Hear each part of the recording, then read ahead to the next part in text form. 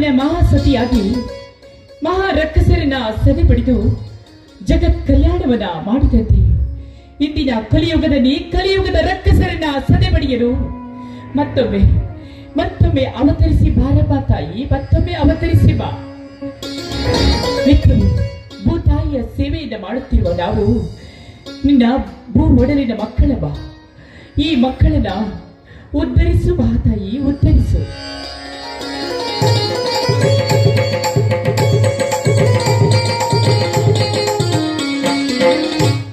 ಮಂಗಳಗೌರಿಯ ಪೂಜಾ ಮುಗೀತೇನಮ್ಮ? ಹೌದು ಸ್ವಾಮಿ, ಭವತಾಪವನ್ನ ಕಳೆದು ದುಷ್ಟರನ್ನ ಸಂಹರಿಸುವ ಭವತಾರಣಿಯ ಪೂಜೆಯನ್ನ ಮುಗಿಸಿ ನಿಮಗಾಗಿ ನಿಮ್ಮ ದಾರಿಯನ್ನ ಕಾಯ್ತಾ ಇದ್ದೀನಿ. ಬನ್ನಿ, ನಮಸ್ಕಾರವನ್ನ ಮೊದಲು ಮಾಡಿ, ಆಮೇಲೆ ಪ್ರಸಾದವನ್ನ ತೆಗೆದುಕೊಳ್ಳೋಣ.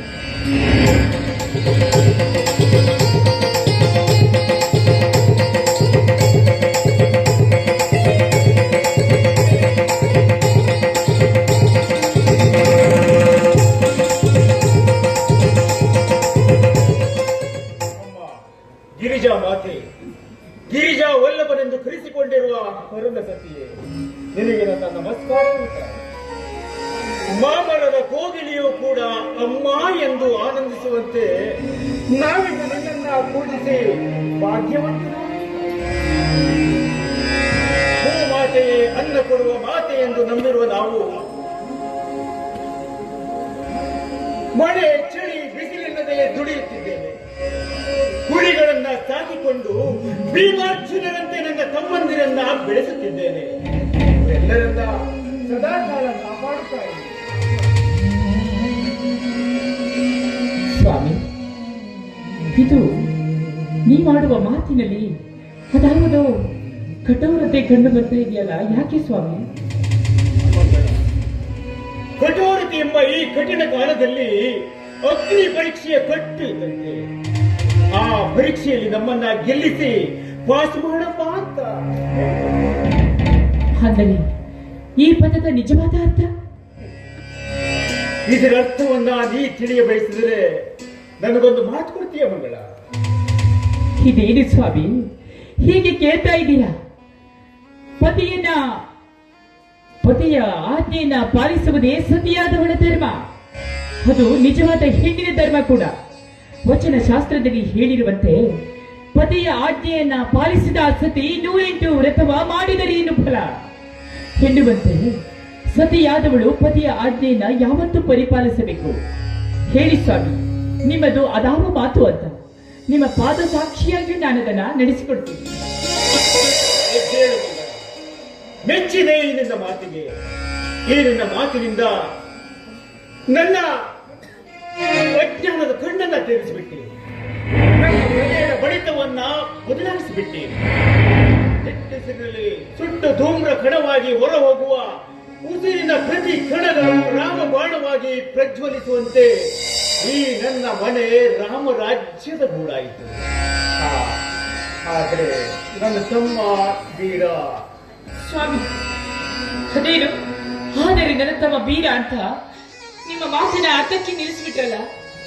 ಹೌದು ಮಗ, ನನ್ನ ತಾಯಿ, ಅವನ ತಾಯಿ, ಅಕ್ಕ ತಂಗಿಯರು, ಗಂಡನಿಲ್ಲದ ನನ್ನ ಚಿಕ್ಕಮ್ಮ ಅನಾರೋಗ್ಯದಿಂದ ಸಾಯುವ ಮುನ್ನ ಬೀರನೆಂಬ ಕೂಸನ್ನ ನನ್ನ ಕೈಗೆ ಒಪ್ಪಿಸಿ ಕೂಸನ್ನ ಶಕ್ತಿವಂತ ಕರ್ಮನನ್ನಾಗಿ ಬೆಳೆಸ್ತಾ ಇದ್ದೇನೆ. ನೋಡು ಮಗಳ, ಅವನಂದ್ರೆ ನನಗೆ ಪಂಚಪ್ರಾಣ. ಅವನಿಗಂತೆ ನನ್ನನ್ನ ದೇವರ ಸಮಾನವಾಗಿ ನೋಡ್ಕೊಳ್ತಾ ಇದ್ದಾನೆ. ನಾನು ಮತ್ತು ಅವನು ಬೇರೆ ಬೇರೆ ತಾಯಿಯ ಮಕ್ಕಳೆಂಬುದು ಯಾರಿಗೂ ಗೊತ್ತಾಗಬಾರದು.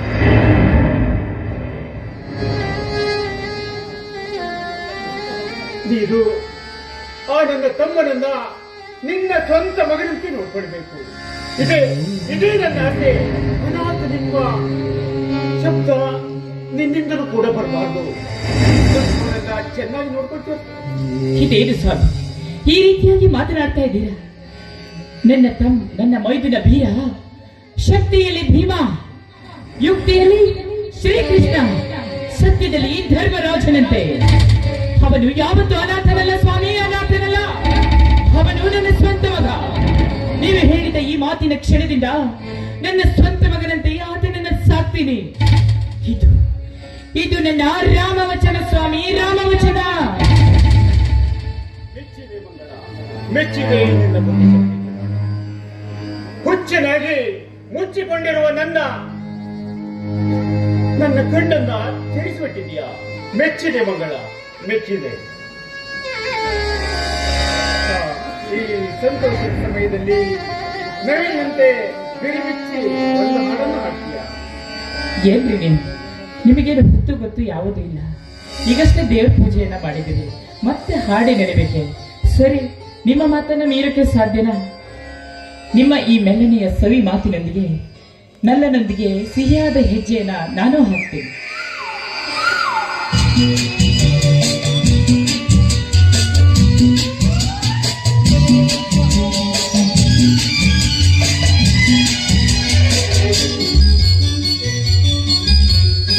ಬಂದೆಯ ಬಾಳಿನ ಬೆಳಕಾಗಿ, ಬಂದೆಯ ಪ್ರೇಮದ ಸಿರಿಯಾಗಿ, ನನಗಾಗಿ ನನ್ನ ಜೊತೆಯಾಗಿ, ನನಗಾಗಿ ನನ್ನ ಜೊತೆಯಾಗಿ.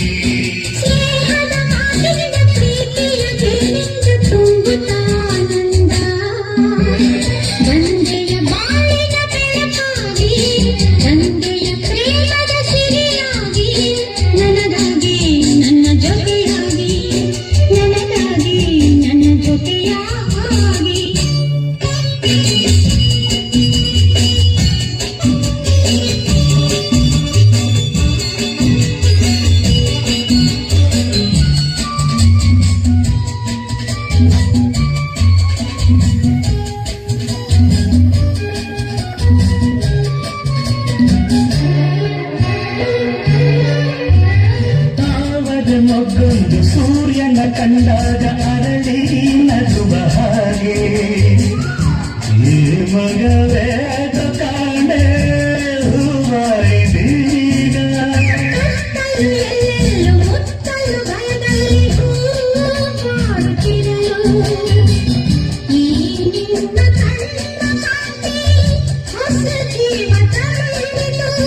ಜಾಣ ನುಡಿಗಳು ವೀಣ ಸ್ವರಗಳು ಕಾಣೆನು ಪ್ರೇಯಸಿ ನಾನು, ಕಾಣೆನು ಪ್ರೇಯಸಿ ನಾನು. ಬಂದೆಯ ಬಾಳಿನ ಬೆಳಕಾಗಿ, ಬಂದೆಯ ಪ್ರೇಮದ ಸಿರಿಯಾಗಿ, ನನಗಾಗಿ ನನ್ನ ಜೊತೆಯಾಗಿ, ನನಗಾಗಿ ನನ್ನ ಜೊತೆಯಾಗಿ. ಸ್ನೇಹದ ಮಾತಿನಿಂದ ಪ್ರೀತಿಯ ಜಯನಿಂದ ತುಂಬುತ್ತಾನಂದ. ಬಂದೆಯ ಬಾಳಿನ ಬೆಳಕಾಗಿ, ಬಂದೆಯ ಪ್ರೇಮದ ಸಿರಿಯಾಗಿ, ನನಗಾಗಿ ನನ್ನ ಜೊತೆಯಾಗಿ, ನನಗಾಗಿ ನನ್ನ ಜೊತೆಯಾಗಿ.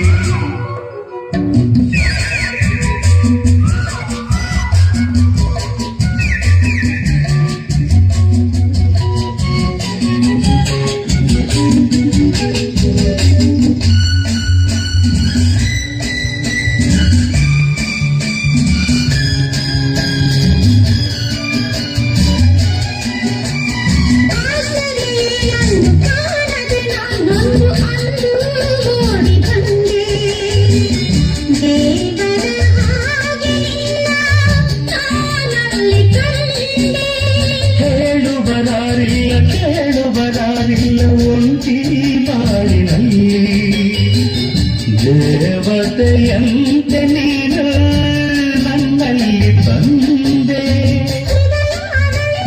ಮನಸ್ಸು ಕುಣಿದು ಈ ಸವಿ ಮಾತನು ಕೇಳಿ, ಈ ಸವಿ ಮಾತನು ಕೇಳಿ. ಬಂದೆಯ ಬಾಳಿನ ಬೆಳಕಾಗಿ, ಬಂದೆಯ ಪ್ರೇಮದ ಸಿರಿಯಾಗಿ, ನನಗಾಗಿ ನನ್ನ ಜೊತೆಯಾಗಿ, ನನಗಾಗಿ ನನ್ನ ಜೊತೆಯಾಗಿ. ಸ್ನೇಹದ ಮಾತಿಂದ ಪ್ರೀತಿಯ ಜಯದಿಂದ ತುಂಬುತ್ತ ಆನಂದ. ಬಂದೆಯ ಬಾಳಿನ ಬೆಳಕಾಗಿ, ಬಂದೆಯ ಪ್ರೇಮದ ಸಿರಿಯಾಗಿ.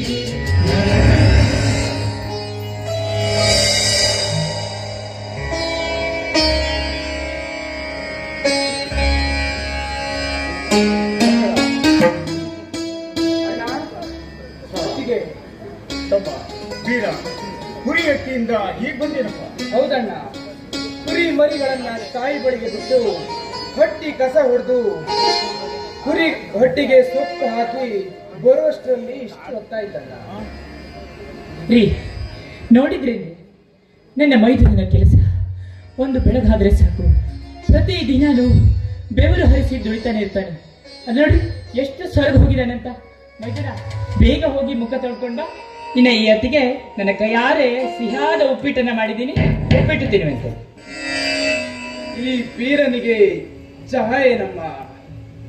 ನನ್ನ ಹೆತ್ತ ತಂದೆ ತಾಯಿ ಅಂತಿರುವ ನಿಮ್ಮಿಬ್ಬರ ಕೈ ತುತ್ತಿನಿಂದ ಈ ಕೆಚ್ಚಲು ಬೆಳೆಸಿಕೊಂಡಿರುವ ಈ ಬೀರ ಈಗಾಗಲೇ ಒಂದು ತಂಬಿಗೆ ಹಾಲು, ಒಂದು ಬೋಗಣಿ ಜೋಳದ ನುಚ್ಚಿನುಂಡೆ ಬಂದಿದ್ದಾನಮ್ಮ. ಅತ್ತಿಗೆ, ಅಂದ ಹಾಗೆ ನಾನಂದ್ರೆ ನಿಮ್ಗೆ ತುಂಬಾ ಪ್ರೀತಿ ಅಲ್ವೇ? ಬೀರ, ಇವತ್ತ್ಯಾಕೋ ಹೀಗೆ ಕೇಳ್ತಾ ಇದ್ದೀಯಾ? ನೀನಂದ್ರೆ ನಮ್ಗೆ ಪಂಚ ಪ್ರಾಣ ಅಲ್ವೇ? ಗೊತ್ತಣ್ಣ, ಆಗಲೇ ಕೇಳಿಸ್ಕೊಂಡೆ.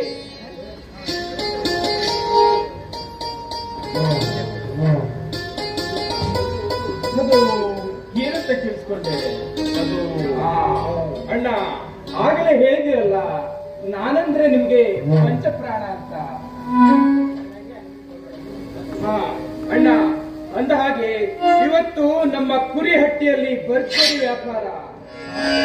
10 ಕುರಿ ಮರಿಗಳನ್ನ ಮಾರಿ ಪ್ರತಿಯೊಂದಕ್ಕೂ 10,000ದಂತೆ 1,00,000 ರೂಪಾಯಿಗಳನ್ನ ತಂದಿದ್ದೀನಣ್ಣ.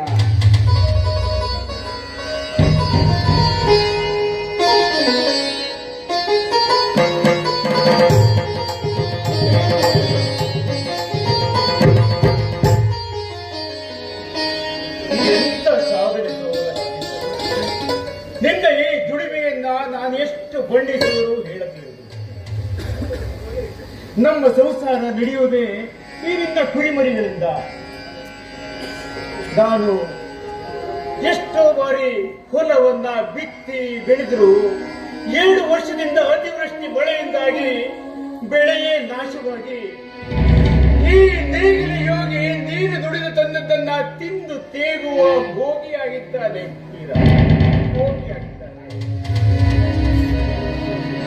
ನಾನಿರುವುದು ಈ ವರ್ಷವಂತೂ ಮಳೆ ಇಲ್ಲದೆ ಬೆಳೆಯೇ ಇಲ್ಲ.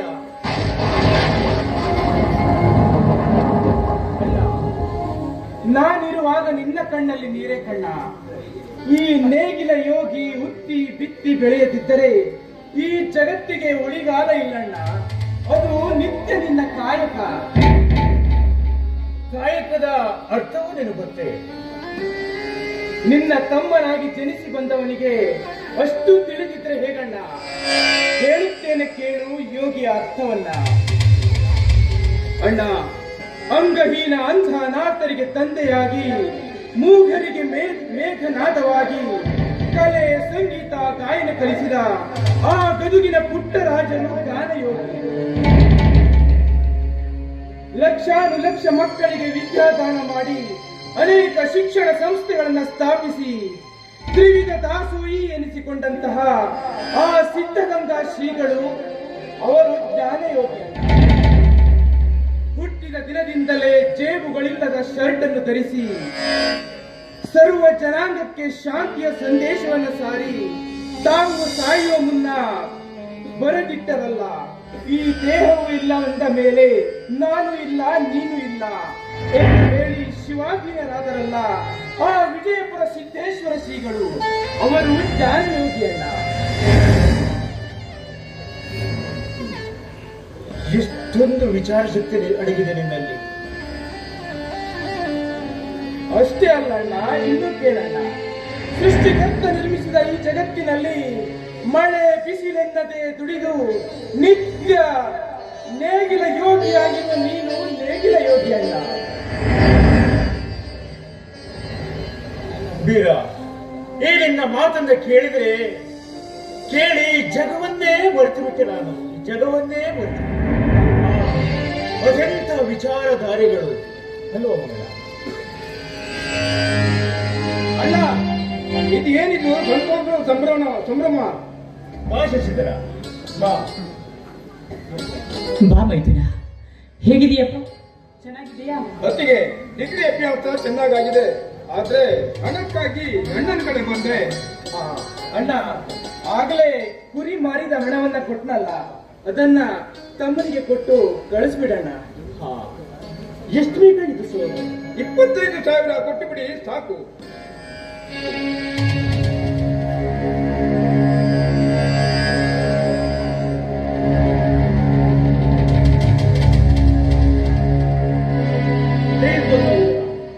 ಹಣವೆಂದ ಮೇಲೆ ಹಿಡಿತದಿಂದಿರಬೇಕು.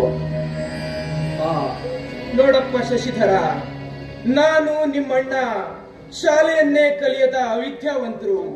ಆದ್ರೆ ನೀನು ಮಾತ್ರ ಆ ರೀತಿ ಆಗ್ಬಾರ್ದು. ಚಿಕ್ಕಂದಿನಿಂದ ಪೊಲೀಸ್ ಇನ್ಸ್ಪೆಕ್ಟರ್ ಆಗ್ಬೇಕೆನ್ನೋ ಗುರಿ ಇಟ್ಕೊಂಡಿರೋ ನೀನು ಚೆನ್ನಾಗಿ ಓದಿ ಈ ಸಮಾಜಕ್ಕೆ ಒಳ್ಳೆ ನಿಷ್ಠಾವಂತ ಅಧಿಕಾರಿ ಆಗ್ಬೇಕು ಶಶಿಧರ. ಹೌದು ಬೇಡ.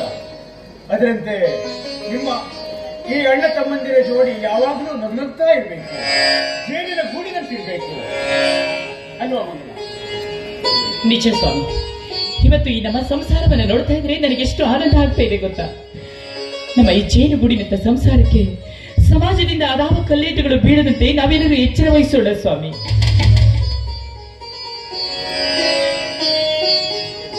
ಮೈದುನರೇ, ಇಂಥ ಸಂತೋಷದ ಸಮಯದಲ್ಲಿ ನಾವೆಲ್ಲರೂ ಸಂತೋಷದಿಂದ ಹಾಡಿ ಈ ದಿನವನ್ನ ಸಂಭ್ರಮಿಸೋಣ, ಏನಂತೀರಾ? ಜೇನುಗೂಡು ನಾವೆಲ್ಲ ಬೇರೆಯಾದರಿಗೇನಿಲ್ಲ, ಜೇನುಗೂಡು ನಾವೆಲ್ಲ ಬೇರೆಯಾದರಿಗೇನಿಲ್ಲ. ಮನಗಳು ಸೇರಿದರೆ ತುಂಬಿದ ಮನೆಯಂತೆ, ಮನಗಳು ಸೇರಿದರೆ ತುಂಬಿದ ಮನೆಯಂತೆ, ತುಂಬಿದ ಮನೆಯೊಳಗೆ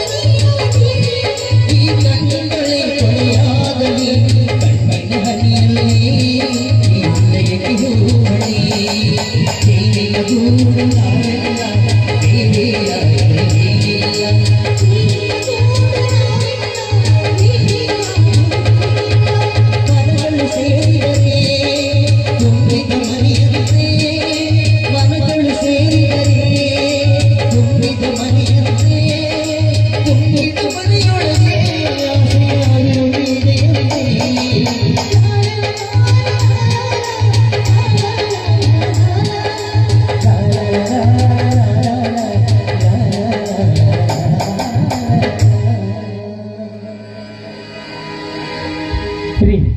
ನನ್ನ ಮೈದಿನರು ತುಂಬಾ ಹಸ್ಕೊಂಡು ಬಂದಿದ್ದಾರೆ ಅಂತ ಕಾಣುತ್ತೆ. ಸಿಹಿಯಾದ ಅಡಿಗೆ ಮಾಡಿದ್ದೀನಿ, ಊಟ ಬಡಿಸ್ತೀನಿ, ಬನ್ನಿ.